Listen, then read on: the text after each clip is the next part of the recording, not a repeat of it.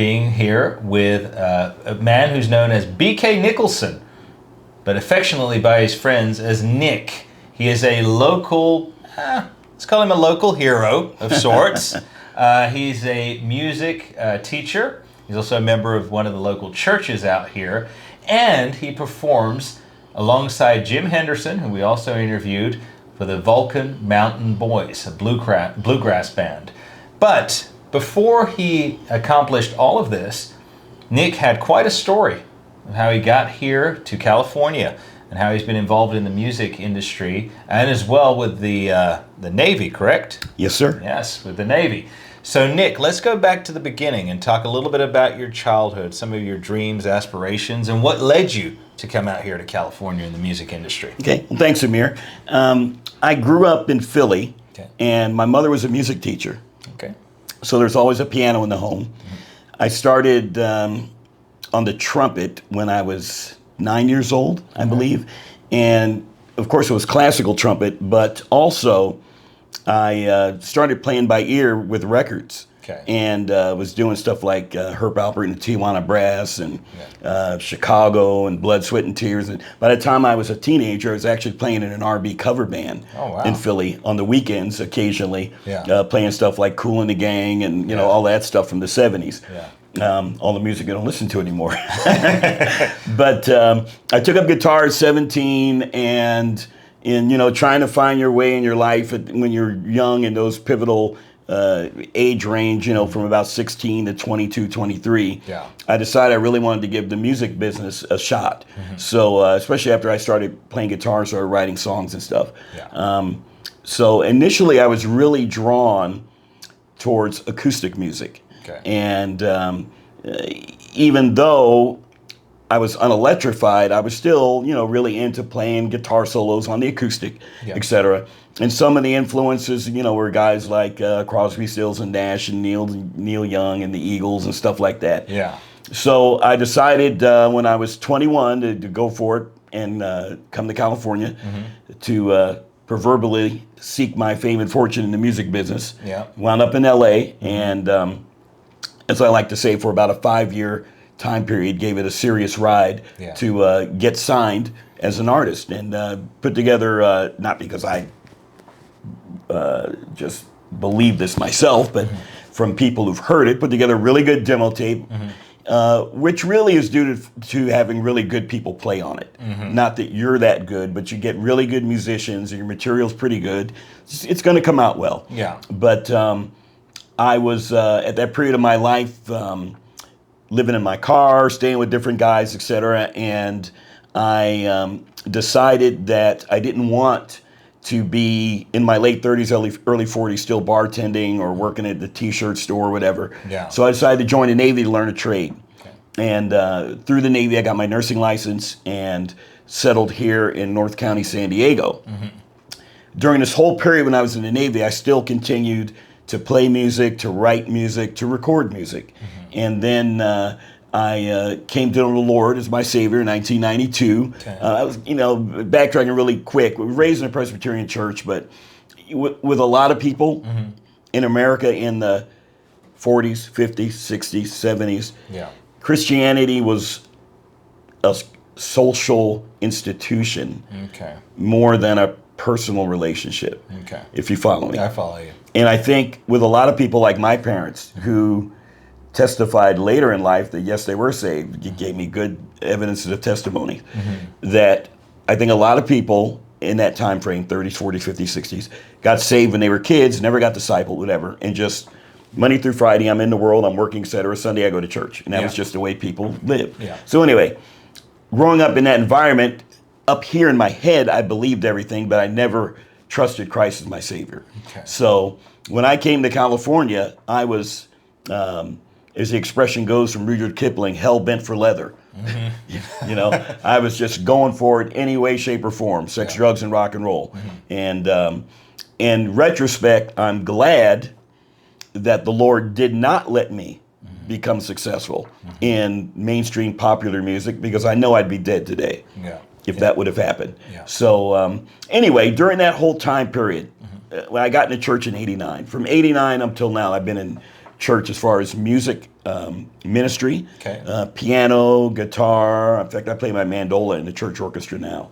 But for years was primarily the only accompanist.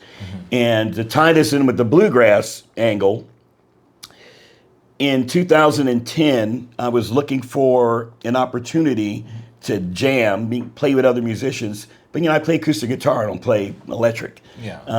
So someone told me about a bluegrass jam in Encinitas. I'd never heard of it. I thought bluegrass, well, that's just kind of fast country music, right?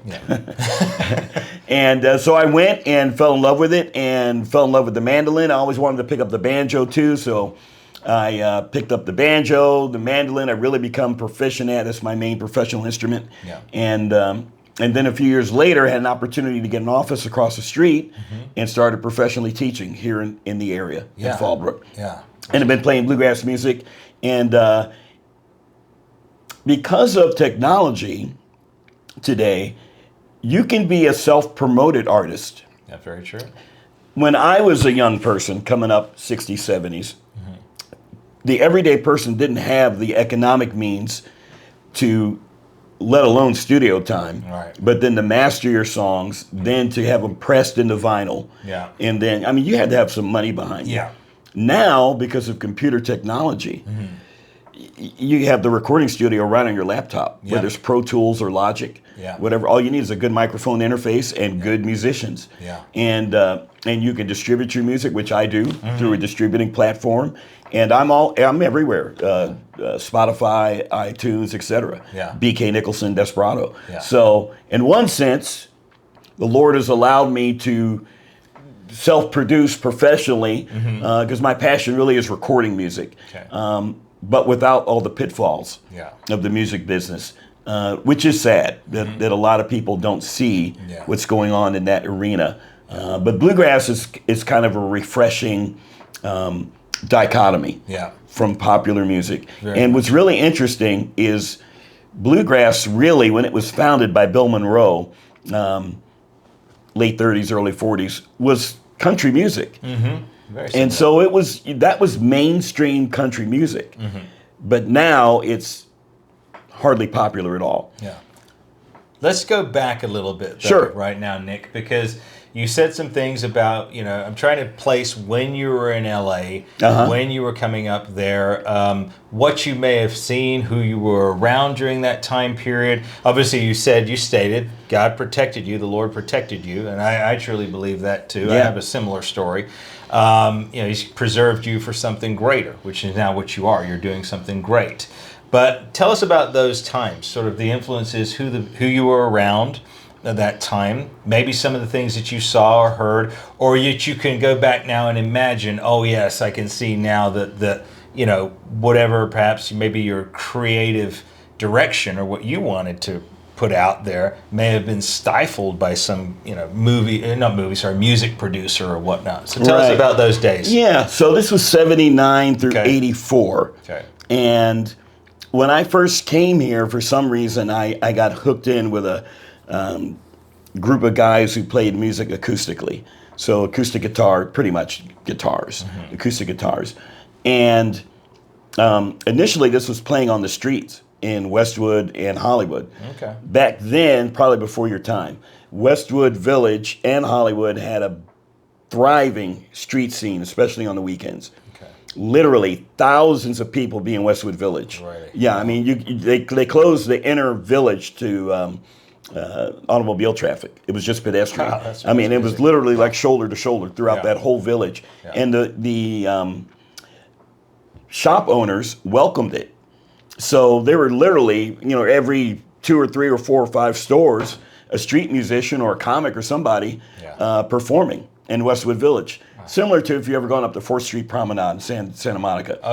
Okay, so they had that organized, but Westwood Village was just find a place and play.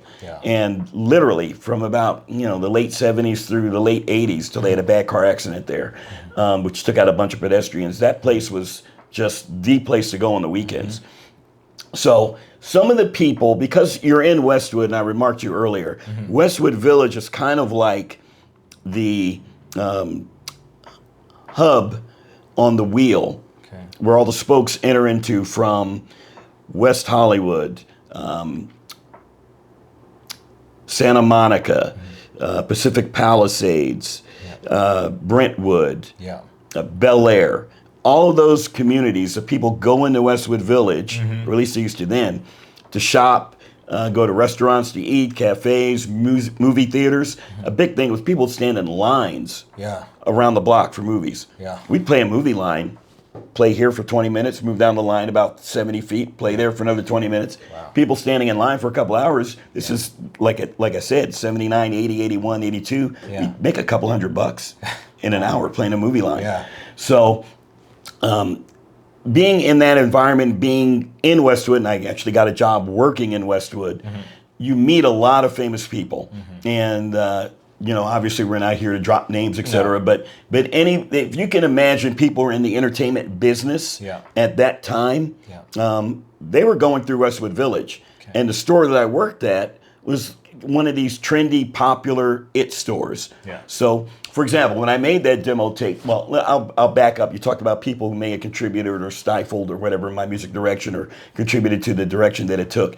So I was playing at one particular time. Well, this is late '79. One of the guys I was playing with, Chris Nash, who actually, if you looked his name up, you'd see that he was in a pilot TV movie in the mid '80s, and also he's done a couple of pretty big commercials since then. Anyway, he and I were musically together, and I had gone down to Westwood Village, Westwood Music Store, excuse me, which was right outside the village. And Chris and I were staying. He was staying with his girlfriend, and I was crashing out there. I went down there to get some guitar strings. And I recognized Robert Lamb, the keyboard player for Chicago, is in Westwood Music Store. And so I was checking out guitar strings and a pickup that I wanted to get for my acoustic guitar, and just playing around and being a brat. I said, hey, because he was on the keyboard. I said, hey, give me an E, will you? So I can tune up. And he was surprisingly very low key and mellow. So I said, hey, you're Robert Lamb, Chicago, right? He goes, yeah. I said, you know anyone who's looking for some new acts? And he took out a piece of paper. He said, wrote down Chris Arnstein and wrote his number. He said, tell him Robert Lamb sent you. He goes, he's always looking for new acts. Well, at that time, Chicago was being managed by Helen Reddy's husband, Jeff Wald Associates. Chris Arnstein worked for them. So Chris and I did a tape on a boombox. We didn't have any money to go to a studio. Excuse me. Sorry. Did a tape on a boombox. Had an appointment. It was a Friday morning, I remember. Go in his office, plush office facilities, etc. Oh, Mr. Nicholson, Chris Arnstein's waiting to see you. So we go in there, plush, big office, puts our tape on. He goes, I like it. You guys are good. He goes, what you need to do is you need to go to a much better professional studio, put your material on, to get it really professionally made, master quality, and then come back and see me and we'll do something. We're hoping that he's going to fund us. But, so that was one example. So about 3 years later, guess who comes through the store I was working at, the poster mat? Robert Lamb. He goes, hey, yeah. He goes, Chris said your stuff was good. I had actually finished my my demo tape at that time. And so I said, here, Robert, this is my demo tape. Different music than Chicago. But anyway, there were a lot of near misses like that. At one point, I'm hanging out, I don't mean a name drop, but I'm hanging out with a guy named Bobby Marcucci Jr. His dad was Robert Marcucci Sr., a movie producer, produced The Razor's Edge with Bill Murray, among other movies. Okay? I'm sitting down at family dinner with old man Marcucci and the family, eating, Italian food. This is my buddy Nick. Oh, Nick, what do you do? I'm a musician. So, anyway, if you stay long enough and work that environment long enough, unless God is preventing it, you're bound to, get hooked in somewhere. So that kind of shaped, those near misses, my rethinking my career direction. And so it was because of that at that point that I decided, I need to learn a trade, etc. But I found at that point that people were always receptive to acoustic music. Even though my tape was pretty much rock and roll, I did have a lot of acoustic stuff on it. So I didn't get the break, for example, that Chris got. So, to this day, Chris is kind of like on the fringe, trying to do this, trying to do that, etc. But I've settled into a different path. That I'm not saying one person's life is any more rewarding or different than another, but just a path that's where the focus isn't trying to break into this industry, but trying to help other people. Yeah, the Lord took you on a different path there. Yeah. You mentioned rock and roll and things like that, and obviously you mentioned you're getting born again, saved in 1992. So when that happened, I'm curious, I'm sure the viewers are too, what was the change? Were you still dabbling in rock and roll, or was there an instant change where you started performing a different sort of music? Well, to be honest, I really wasn't performing at that time. Okay. And as I said before, I always gravitated towards acoustic music. Okay. When I did that demo tape, 5 songs, and 6 songs. 4 of them are rock and roll. Okay. And that was on purpose. Okay. This is the early 80s. I'm looking for an angle. Yeah. As a young black guy, I'm thinking, rock and roll. There's hardly anybody doing that who's black and young. So I'm looking for an edge. Okay. But my heart was always in acoustic music. Okay. Now, when I came to the Lord, then I really stopped because I maybe written 3 or 4 songs that aren't. From that time period, I began writing exclusively more about spiritual themes. And Christian themes, and not love songs and things like that. Right. Yeah. But my playing style, I never really was like a rock and roll guitarist. Like I said, I had these guys who were some of the top jazz rock studio musicians, young guys at that time in LA who were buddies of mine, playing all on my stuff. So I didn't do electric guitar leads, etc. Okay. But again, I was trying to work an angle. But my, really in my being, I never really had a struggle, let's put it this way, with I'm playing heavy metal and now I'm a Christian and so I got to choose to do something else. I always gravitated towards acoustic music. And I think it's because of my background playing, growing up and playing orchestral trumpet. Okay. So even though I'm playing in an R&B cover band in high school because it's fun, I still really more of an acoustic musician. Yeah. And part of my story I left out was during that time frame in LA, I actually had a job working at a nightclub for about 2.5 years in the West Valley in Northridge. Okay. Called New York, New York. And if I told you honest to God stories about that place, you'd think I made it up. I mean, it was a den of iniquity, really. Gosh. So you're talking, in your early 20s, just going hog wild, etc. Yeah. But working in that environment 5 days a week with that pounding drums and pounding electric guitar and stuff like that, it just, for me, as more of an acoustic musician, it just reinforced in my spirit how much I just really don't like electric music and I really prefer acoustic music. Yeah. And let's talk a little bit about that, Nick, sure. Because it's something that I often think about and discuss with my wife, is that damaging to the soul. Like you just said, you've got this loud, brash music that's just blaring through your ears. How can that be heavenly? It's like we talk oftenly about, the enemy likes to mimic, but in a different way, in a negative way. And you're talking about acoustic, and you're talking about peaceful, uplifting, joyful. But the other stuff is so damaging, and we would be remiss not to talk about the music industry today. Sure, it's on the proverbial downward spiral, mainstream, secular. I'm talking about here.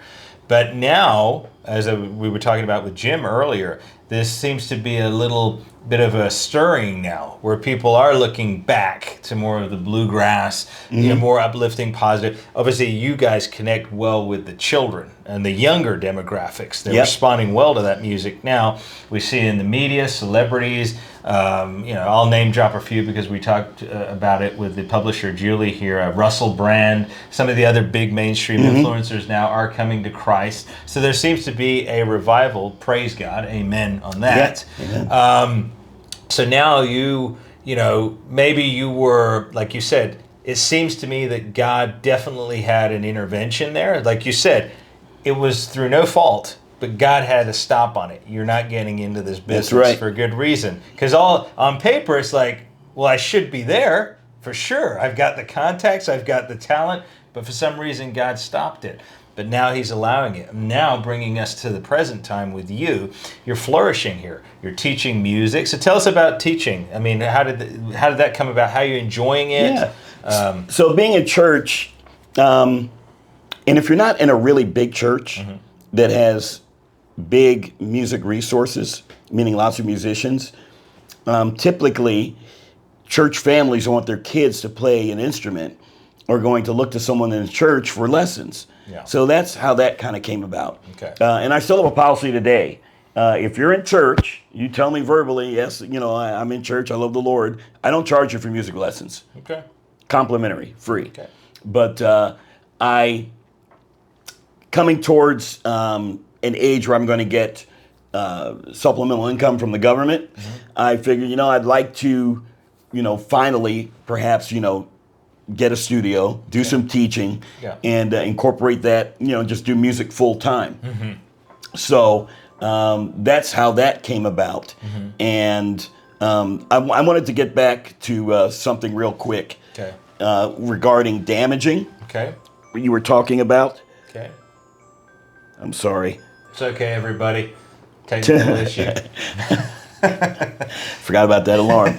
So I actually, Emir, started to put together kind of a little bit of I won't say a curriculum, but a teaching on what I call spiritual music versus non-spiritual music. Okay. Because having been in that arena and playing that stuff, I have a pretty good idea of what the differences are. Yeah. And having worked in the Navy as a hospital corpsman, and then specifically as a physical therapy tech, what does that have to do with music and sound? Well, in physical therapy, if you've ever gone for treatment, there's a machine called an ultrasound machine. It's used to deliver high heat for your back, muscle cramps, muscle tears, etc. It looks like an old style phone receiver. You put gel on it, you rub it over the area, and you turn the frequency up, etc. Okay. So what's interesting about sound waves, it works on sound waves. This unit generates high velocity, high frequency sound. Okay.